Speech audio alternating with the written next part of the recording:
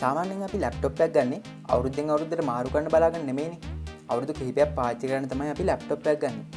ඉතින් අන්න ඒ නිසායි හැමෝම Apple අලුතෙන්ම ගෙනල්ලා තියෙන M5 chip එකේ තියෙන MacBook එක ගන්න එක ඇත්තටම වටිනවද කියලා. මම මේ වීඩියෝ එකෙන් අද ඔයාලට ඉන්ට්‍රොඩියුස් කරන්නේ මේ M5 MacBook එකේ තියෙන තාක්ෂණික පැත්ත, මේකේ graphic කොහමද, ස්පීඩ් එක කොහමද, ඒ වගේම සාමාන්‍ය Apple user කෙනෙක්ට මේ ලැප්ටොප් එක ගන්න එක ඇත්තටම ප්‍රයෝජනක් තියනවද කියන එක ගැන.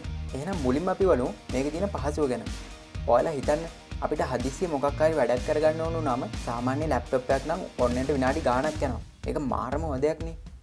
හැබැයි මේ M5 MacBook එක හරියට ඔයාගේ ෆෝන් එක වගේ ලැප්ටොප් එකේ පියන අරපු ගමන් එක තප්පරේ මේක ඔන්න වෙලත් ඉවරයි. ඒකට හිතන්නකො මේක ස්පීඩ් එක කොහොමද කියලා.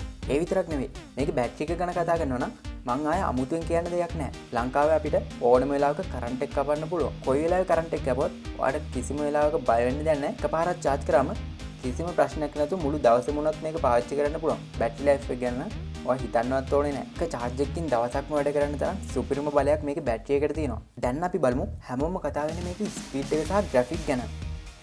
සරලවම කිව්වොත් මේ M5 chip එක නිසා මේ ලැප්ටොප් එකේ වේගය කලින් තිබ්බේවට වඩා ගොඩක්ම වැඩි වෙලා තියෙනවා.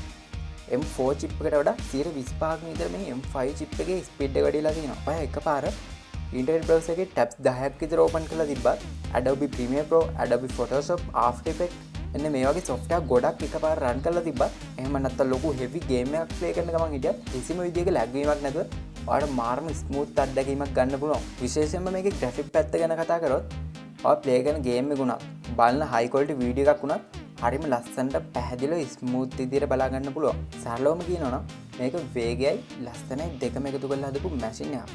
ඔය ලොකු ප්‍රොෆෙෂනල් වැඩ කරන්නේ නැති වුණත් කරදරයක් නැති වේගවත් වගේම සුපිරිම ග්‍රැෆික් තියෙන ලැප්ටොප් එකක් වෙනවා නම් මට අනිවාර්යෙන් රෙකමන්ඩ් කරන්න පුළුවන් මේ Apple M5 කියන්නේ. ඔයාලට අංක 1 තේරීමක්. ඔයාලා මොකක්ද හිතන්නේ? මේ අලුත් M5 MacBook එක ගැන ඔයාලට හිතෙන දේ පහලින් කමෙන්ට් කරන්න. ඒ වගේම ඔයාලා මීට කලින් MacBook එකක් යූස් කරලා තියෙනවා නම් ඔයාගේ අත්දැකීම් ගැනත් පහලින් ටෙක්ස්ට් එකක් දාන්න. මේ වගේ තාක්ෂණික දේවල් ගැන සරලව දැනගන්න ගීතවලදී ඔෆිෂියල් සබ්ස්ක්‍රයිබ් කරන්නත් අමතක කරන්න එපා. මම ගීත්. අපි එහෙනම් තවත් වීඩියෝ එකකින් හමු වෙමු. සුබ දවසක්.